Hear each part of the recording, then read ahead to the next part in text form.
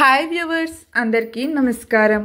అత్యంత ముఖ్యమైన పండుగలలో వినాయక చవితి ఒకటి. ఈ నెల ఆగస్టు 27 బుధవారం నాడు వినాయక చవితి వచ్చింది. బుధవారం అంటేనే గణపతికి ప్రీతికరమైన రోజు. బుధవారంతో వినాయక చవితి కలిసి రావడం చాలా విశేషం. ఇలాంటి అద్భుతమైన రోజు చాలా రుచిగా వస్తుందని మన వేద పండితులు వివరిస్తున్నారు. అయితే వినాయకుడిని పూజించే భక్తులు తప్పనిసరిగా కొన్ని నియమాలను తెలుసుకోవాలి.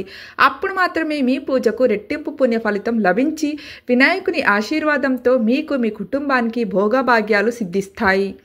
ముందుగా మన వీడియోకి ఒక లైక్ కొట్టి ప్రతి ఒక్కరూ జై గణేశాయ నమః అని కామెంట్ చేయండి.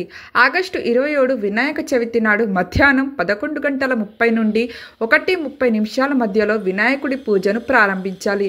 ఈ శుభముహూర్తంలో వినాయకుడి పూజను ప్రారంభిస్తే మీ పూజకు రెట్టింపు పుణ్య ఫలితం లభిస్తుంది. ఇక మట్టి గణపతిని పూజిస్తే చాలా మంచిది. అదేవిధంగా ఎరుపు రంగు గణపతిని కానీ పసుపు రంగు గణపతిని కానీ పూజిస్తే ఎన్నో శుభ ఫలితాలు కలుగుతాయి. అయితే పొరపాటున కూడా నలుపు రంగు గణపతిని ఎంచుకోకండి. మీరు పూజించే గణపతి తొండం ఎడమవైపుకు తిరిగి ఉండాలి. వినాయకుడి విగ్రహంలో తప్పనిసరిగా ఎలుక వాహనం ఉండాలి. అలాగే గణేశుడి చేతిలో మోదకం తప్పనిసరిగా ఉండాలి. నిలబడి ఉన్న గణపతి విగ్రహాన్ని కాకుండా కూర్చుని ఉన్న గణపతిని పూజించాలి. అప్పుడు మాత్రమే మీ పూజకు ఫలితం దక్కుతుంది. కాబట్టి గణపతి విగ్రహాన్ని ఎంచుకునే విషయంలో ఈ జాగ్రత్తలను తీసుకోండి.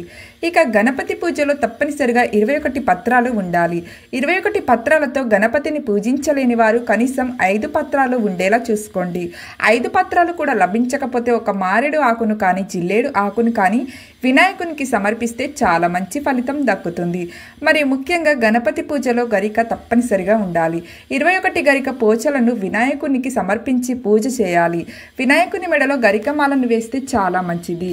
ఇక ఈ వినాయక చవితి నాడు ప్రతి ఒక్కరూ ఆకుపచ్చ రంగు వస్త్రాలను కానీ ఎరుపు రంగు వస్త్రాలను కానీ ధరించి వినాయకుడిని పూజిస్తే మీ జాతకంలో అదృష్టం పెరుగుతుంది.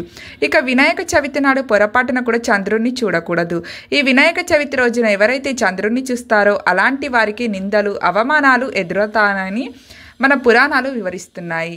కాబట్టి ఇంట్లో వినాయకుడిని పూజించేటప్పుడు పూజల్లో కొన్ని అక్షింతలను పెట్టుకొని పూజ పూర్తయిన తర్వాత ఆ అక్షింతలను తలపైన వేసుకుంటే చంద్రుడిని చూసినా ఎలాంటి దోషం ఉండదు. కాబట్టి వినాయకునికి పూజలో తప్పనిసరిగా కొన్ని అక్షింతలను సిద్ధం చేసుకోండి. వినాయక చవితి నాడు మీ ఇంటి గుమ్మానికి విశేషంగా అలంకరించుకోవాలి. ఇంటి గడపలకు పసుపు రాసి ఇంటి గుమ్మానికి మామిడి తోరణాలను కట్టాలి. తద్వారా మీ ఇంటి ఐశ్వర్యం బాగా పెరుగుతుంది. ఇక ఇంట్లో ఉన్న ప్రతి ఒక్కరూ తప్పనిసరిగా తలస్నానం చేయాలి. కుటుంబం అంతా కొత్త వస్త్రాలను ధరించి వినాయకుడిని పూజించాలి. ఇంటి ఈశాన్యంలో గణపతి విగ్రహాన్ని ప్రతిష్ఠించి గణపతిని పూజించుకోవాలి. పీఠం పైన ఒక ఎర్రటి వస్త్రాన్ని పరిచి ఆ వస్త్రం పైన గణపతి విగ్రహాన్ని ప్రతిష్ఠించి పూజ చేసుకోవాలి. అలాగే పసుపుతో గౌరీదేవిని తయారు చేసి వినాయకుని విగ్రహం ముందు పెట్టి గౌరీదేవిని కూడా పూజించాలి. గణపతి పూజలో తప్పనిసరిగా కలశాన్ని ప్రతిష్ఠించాలి. కలశానికి పసుపు రాసి కుంకుమ బొట్లు పెట్టి కలశంలో కొన్ని నీళ్లు పోసి పసుపు కుంకుమలు అలాగే అక్షింతలను కూడా వేసి కలశం పైన కొబ్బరికాయను పెట్టి గణపతి కుడివైపున కలశాన్ని ప్రతిష్ఠించుకోవాలి. ఎర్రటి మందారం పూలు అలాగే ఎర్ర గులాబీలు అంటే గణపతికి చాలా ఇష్టమైన పూలు కాబట్టి ఈ వినాయక చవితి నాడు ఎర్ర మందారాలతో కానీ ఎర్ర గులాబీ పూలతో కానీ గణపతిని పూజిస్తే కోరిన కోరికలన్నీ వెంటనే నెరవేరుతాయి. అదేవిధంగా స్వచ్ఛమైన కొబ్బరి నూనెతో దీపారాధన చేయాలి. ఈ వినాయక చవితి నాడు కొబ్బరి నూనెతో దీపారాధన చేస్తే విశేషమైన పుణ్య ఫలితం లభిస్తుంది. మట్టి కుందుల్లో కానీ వెండి ప్రమిద్దల్లో కానీ దీపారాధన చేస్తే ఇంకా మంచి ఫలితం ఉంటుంది. ఇక నైవేద్యాల విషయానికి వస్తే గణపతికి పూజలు తప్పనిసరిగా 5 రకాల నైవేద్యాలను నివేదించాలి లేదా 3 రకాల నైవేద్యాలను సమర్పించవచ్చు. వినాయకుని పూజలో నైవేద్యంగా ఉండ్రాళ్ళు కుడుములు మోదకాలు తప్పనిసరిగా ఉండాలి. 21 ఉండ్రాలను గణపతికి సమర్పించాలి. పూజ పూర్తయిన ఈ ప్రసాదాన్ని పిల్లలకు పంచితే మీ కుటుంబ బాధలన్నీ వెంటనే తొలగిపోతాయి. అదేవిధంగా దానిమ్మ పండ్లను కూడా నివేదించాలి. వినాయకుడిని పూజిస్తూ ఓం గంగణపతయే నమః లేదా ఓం విఘ్నేశ్వరాయ నమః అనే మంత్రాన్ని చదువుతూ వినాయకుడిని పూజించండి.